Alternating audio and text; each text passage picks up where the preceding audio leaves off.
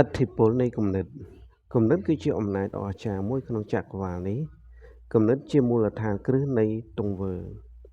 គំនិតជាធនធានដ៏អស្ចារ្យបំផុតរបស់មនុស្សហើយគុណភាពនៃអនាគតរបស់យើងគឺអាស្រ័យទាំងស្រុងទៅលើការគិតគំនិតគឺជាអាវុធដ៏សំខាន់សម្រាប់ត្រួសត្រាយផ្លូវនៃជីវិតរបស់មនុស្សគ្រប់រូបគំនិតដែលដិតជាប់នឹងខួរក្បាលរបស់អ្នកទោះជាល្អឬអាក្រក់ថ្ងៃណាមួយវានឹងក្លាយជាការពិត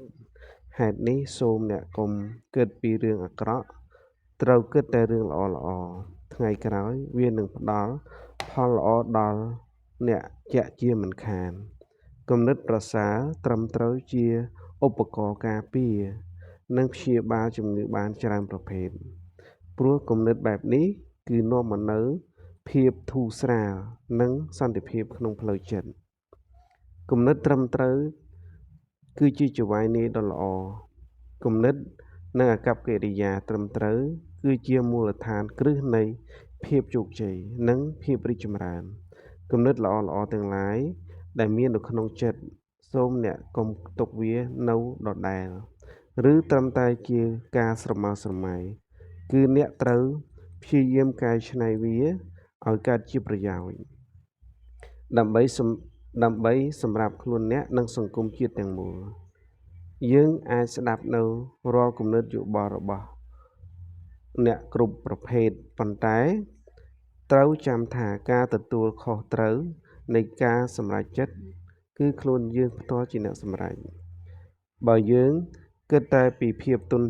ខ្សោយនិងបរាជ័យនោះភាពទន់ខ្សោយនឹងនាំមកភាពបរាជ័យពិតមែនតែផ្ទុយទៅវិញបើយើង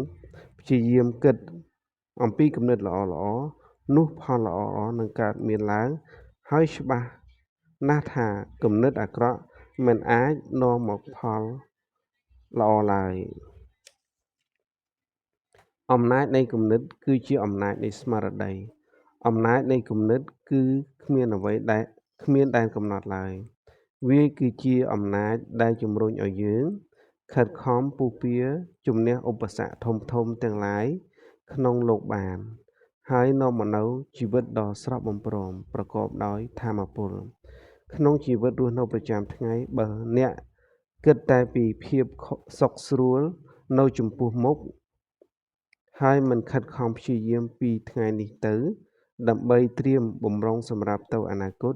នោះដំណើរជីវិតរបស់អ្នកពិតជាមិនអាចរុងរឿងឡើយ